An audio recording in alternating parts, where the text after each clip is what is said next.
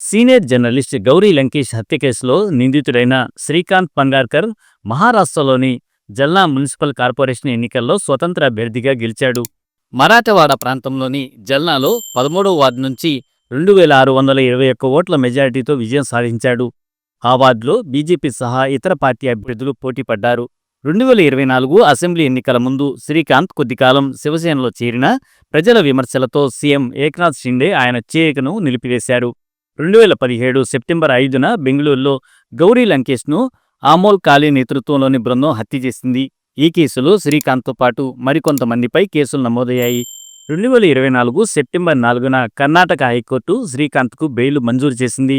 2018లో ఆయుధాలు, బాంబులు స్వాధీనం కేసులో మహారాష్ట్ర ఏటీఎస్ ఆయనను అరెస్ట్ చేసి ఊపా సహా పలు చట్టాల కింద కేసులు నమోదు చేసింది.